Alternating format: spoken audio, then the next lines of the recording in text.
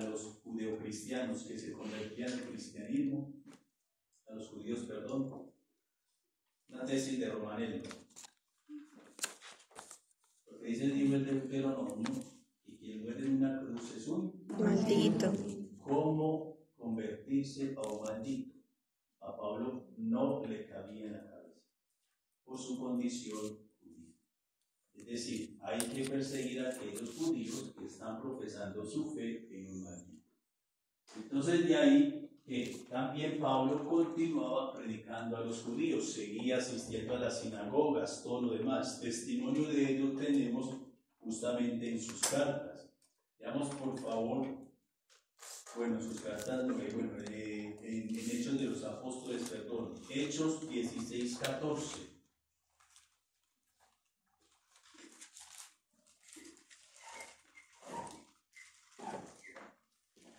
Una de ellas se llamaba Lidia, y era de las que temen a Dios. Era vendedora de púrpura y natural de la ciudad de Tiatira. Mientras nos escuchaba, el Señor le abrió el corazón para que aceptase las palabras de Pablo. Hay sobre todo el anuncio que le hace justamente a este personaje judío para que se convirtiera, no solamente a los gentiles, sino también a los judíos. Ahora vamos con las sinagogas, 2 Corintios 11:24.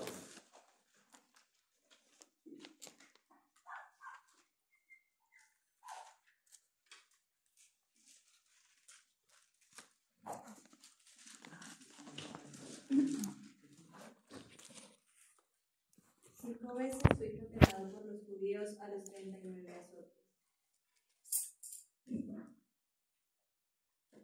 Y ya leamos por favor 1 Corintios 9:20.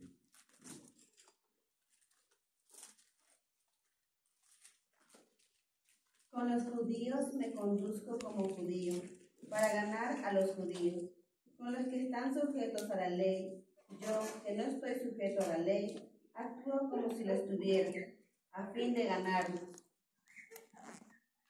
Con los judíos soy judío. ¿Qué quiere decir? Que también predicaba a los judíos, y sobre todo este texto remarca que Pablo también, pues no quedaba muy bien Pablo, después de que profesaba la fe netamente judía, después convirtió al cristianismo.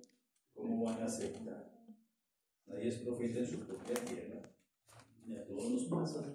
No hay nada más difícil de convertir a nuestras propias familias, porque uno empieza el discurso de la predicación y le sacan a uno también los trapitos al otro.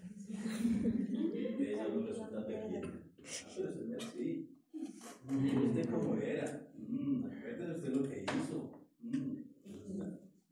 A eso le pasa básicamente al mismo Pablo. No que se sintiera derrotado, sino que optó básicamente por predicar a los gentiles sin excluir justamente a los mismos judíos.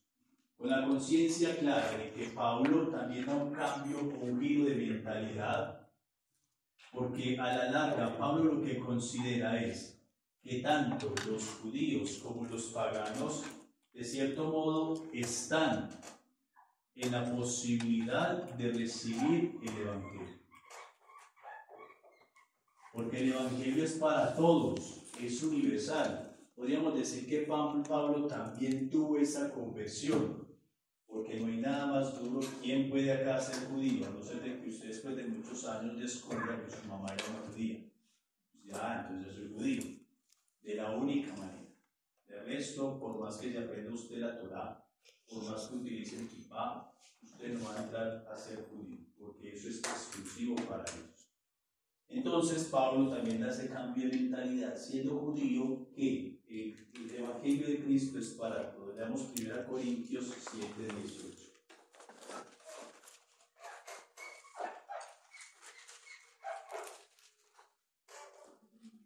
¿Qué fue uno llamado siendo circunciso? No lo disimule. ¿Qué fue llamado siendo incircunciso? No se circuncide.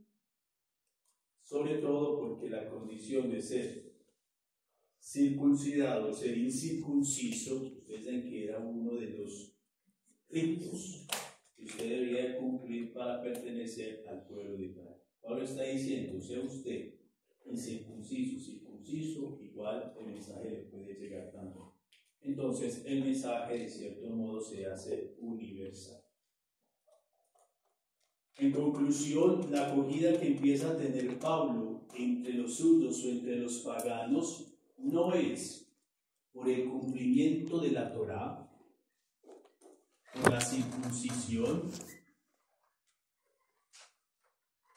sino básicamente porque acogió a Cristo. Y ahí Pablo va a justificar mucho que sobre las obras predomina sobre todo la fe en Dios.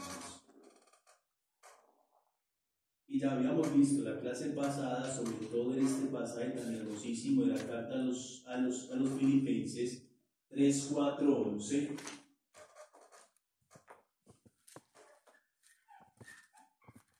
Que todo este cambio que ha tenido Pablo sigue siendo por Cristo. Filipenses 3, 4, 11. Todo a causa de Cristo. Curiosamente, una de las teologías de Pablo, incluso se ahonda o se profundiza mucho en ellas, es sobre todo por estas dos expresiones: por Cristo o a causa de Cristo. ¿Por qué será como importante esta expresión?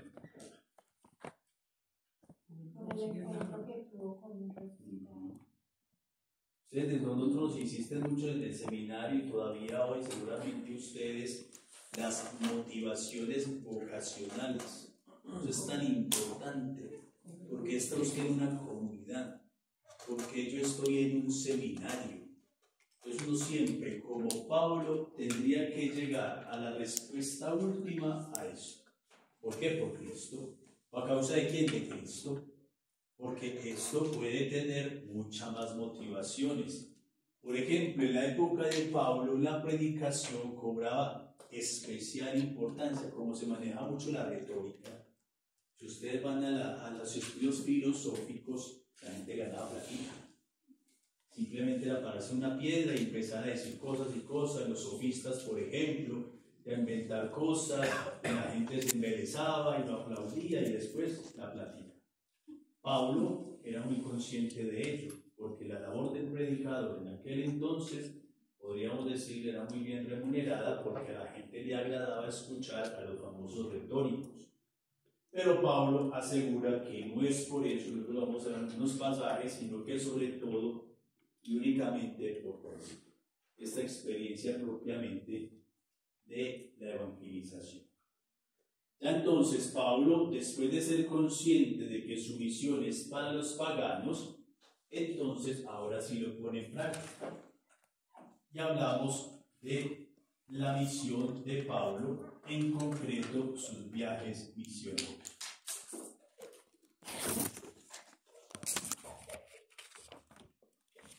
Volvemos a lo mismo. ¿Qué fuente nos narra los viajes misioneros? Hechos. Así de manera detallada, como lo tiene Hechos, no lo tiene justamente Pablo. Veamos por favor Hechos 9:26.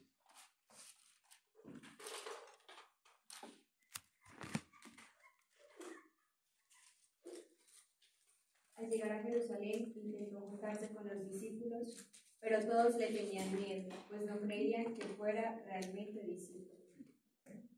Ahí entonces Pablo se nos narra que nuevamente, o mejor dicho, en esta ocasión sí lo hace propiamente. Pablo sube a Jerusalén para buscar a los discípulos de Jesús.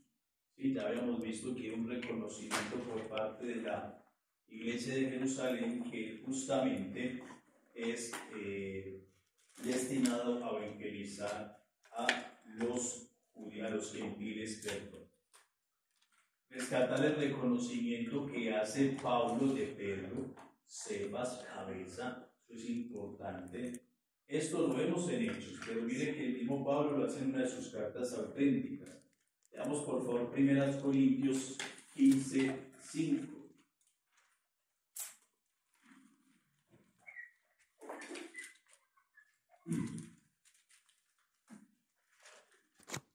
Que se apareció a Pedro y luego a los 12. A Pedro y luego a los 12. Le da relevancia a Pedro sobre los 12. Es bonito porque cuando Pablo va a iniciar su misión, como que de cierto modo primero tiene que tener la certeza de sentirse enviado. Y ustedes saben que nosotros todos en la misión que tenemos en la iglesia somos enviados. ¿Enviados por parte de quién? De la iglesia. Asimismo, curiosamente, Pablo en aquella época ya lo concebía como tal. Y también, al parecer, Pablo sí reconoce, esto es bonito incluso a nivel histórico, porque lo está narrando una persona de carne y hueso. Al parecer, Pablo sí reconoce que los discípulos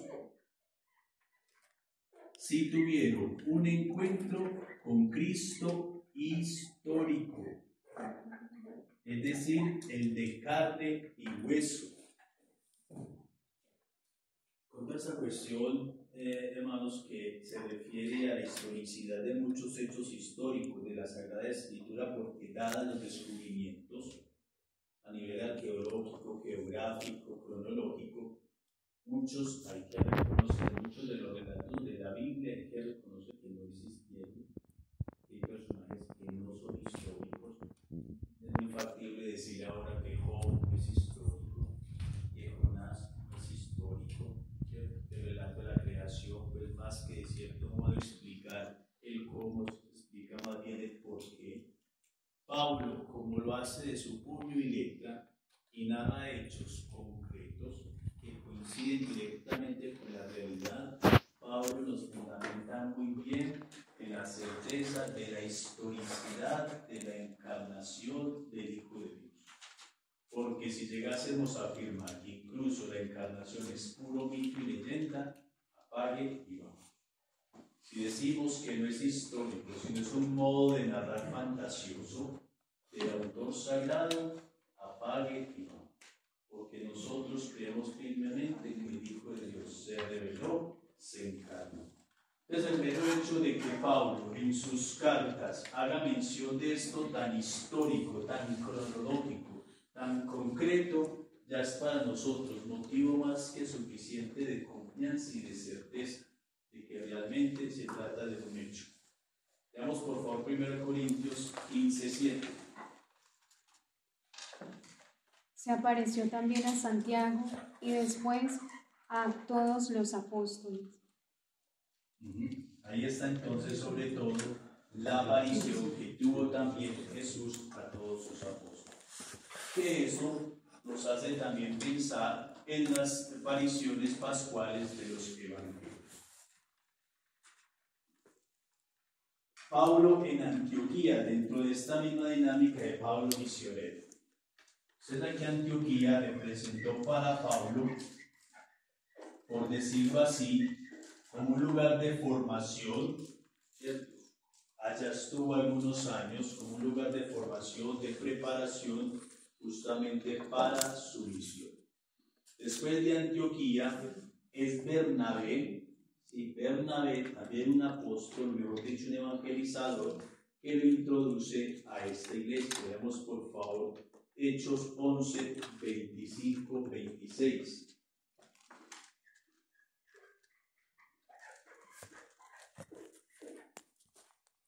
Bernabé salió para Tarso en busca de Saulo, y apenas lo encontró lo llevó a Antioquía. En esta iglesia trabajaron juntos durante un año entero, instruyendo a muchísima gente, y fue en Antioquía donde los discípulos por primera vez reciben el nombre de cristianos. Ahí está Antioquía. Antioquía representaba una ciudad fuerte, sí, podríamos decirlo cosmopolita. Allí había un puerto. Era como la tercera ciudad importante dentro del Imperio Romano, sobre todo en aquella zona después de Alejandría y también después de Roma. Antioquía también tenía como esas características de ser una ciudad cosmopolita de gran envergadura. Esta se las muestro entonces. Entonces Pablo fue introducido por Bernabé en Antioquía. Características de Antioquía, una ciudad cosmopolita. También caracterizada por su puerto. Esto indicaría de cierto modo, podríamos decirlo, prosperidad también a nivel económico. Estaba muy bien ubicada. Fue también capital del reino seleucida.